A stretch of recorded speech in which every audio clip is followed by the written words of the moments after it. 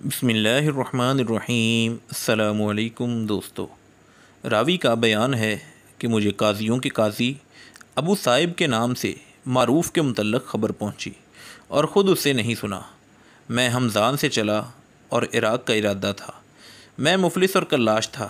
میں نے سیدنا حسین رضی اللہ تعالیٰ عنہ کی قبر کی زیارت کی۔ جب واپس ہوا تو ابن حبیرہ کے محل کا ارادہ کیا۔ مجھے بتایا گیا کہ بے شک یہ سرزمین درندوں والی ہے جو شیروں سے بھری پڑی ہے۔ مجھے مشورہ دیا گیا کہ میں بستی میں چلا جاؤں۔ اس میں قلعہ ہے جس کا نام مجھے بتایا گیا اور شام سے پہلے ہی وہاں پناہ حاصل کر لی۔ میں پیدل چل رہا تھا، پھر تیزی سے چلنا شروع کر دیا اس وقت تک کہ میں بستی میں پہنچ گیا، لیکن قلعے کا دروازہ بند تھا۔ میں نے دستک دی لیکن دروازہ نہیں کھولا گیا۔ وہاں حفاظت اور پہرے پر تعینات لوگوں کو نام بتایا کہ میں کس کی زیارت سے واپس آ رہا ہوں۔ وہ بولے، کچھ دن پہلے ہمارے پاس ایک آنے والا آیا تھا، اس نے بھی تیری جیسی بات ذکر کی تھی۔ ہم نے اسے داخل کیا اور پناہ دی تو اس نے چوروں کی رہنمائی کی اور رات کو ان کے لیے قلعے کا دروازہ کھول کر انہیں اندر لے آیا اور وہ ہمیں لوٹ کر چلے گئے۔ البتہ تم مسجد میں چلے جاؤ اور اسی میں رہو، کہیں شام نہ ہو جائے اور درندوں سے پالا پڑ جائے۔ میں مسجد کی طرف چلا گیا اور بیٹھ گیا۔ تھوڑی ہی دیر گزری تھی کہ ایک آدمی گدھے پر سوار ہو کر آیا۔ وہ کوئی بھٹکا ہوا مسافر تھا۔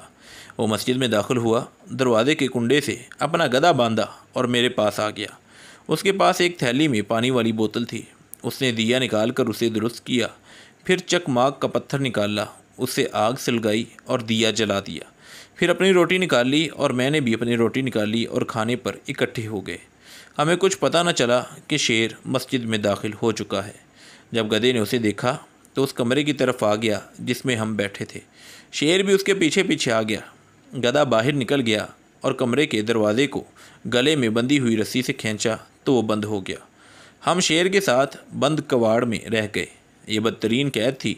ہم نے اندازہ لگایا کہ چراغ کی وجہ سے شیر ہمارے درپے نہیں ہو رہا، لیکن جب وہ بجھ جائے گا تو ہمیں کھا لے گا یا پکڑ لے گا۔ زیادہ دیر نہیں گزری تھی کہ دیے میں موجود تیل ختم ہو گیا اور وہ بجھ گیا۔ پھر تاریکی چھا گئی اور شیر ہمارے ساتھ تھا۔ حالت یہ تھی جب وہ سانس لیتا تو ہم اس کی سانس سن رہے تھے۔ گدھے نے اس سے خوف زدہ ہو کر لید کر دی اور ساری مسجد لید سے بھر دی۔ رات گزر گئی اور ہم اپنی اسی کیفیت میں تھے۔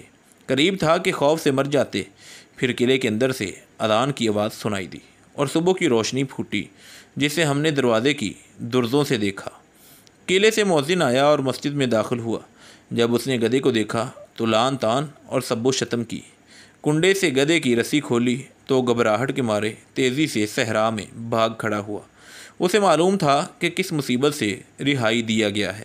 مؤذن نے یہ دیکھنے کے لیے کمرے میں کون ہے کمرے کا دروازہ کھول دیا۔ شیر نے اس پر چھلانگ لگا دی، اسے چیر پھاڑ کر رکھ دیا اور پھر اٹھا کر درختوں کے جھنڈ کی طرف لے گیا۔ ہم کھڑے ہوئے اور سلامتی سے واپسی کی راہ لی۔ تو دوستو، اس واقعے سے ہمیں سبق ملتا ہے کہ انسان کتنے ہی خطرناک حالات میں ہو لیکن موت کا ایک اپنا ہی وقت مقرر ہے۔ اتنے خطرناک حالات میں بھی اللہ تعالیٰ انسان کو بچا لیتا ہے، اور بظاہر جس شخص کی موت کا کوئی امکان نظر نہیں آ رہا ہوتا اس پر اس انداز سے بھی موت حملہ کرتی ہے۔ تو دوستو، ایسے ہی دلچسپ اور سبق آموز واقعات حاصل کرنے کے لیے ہمارے YouTube channel AR story time کو سبسکرائب کر لیں۔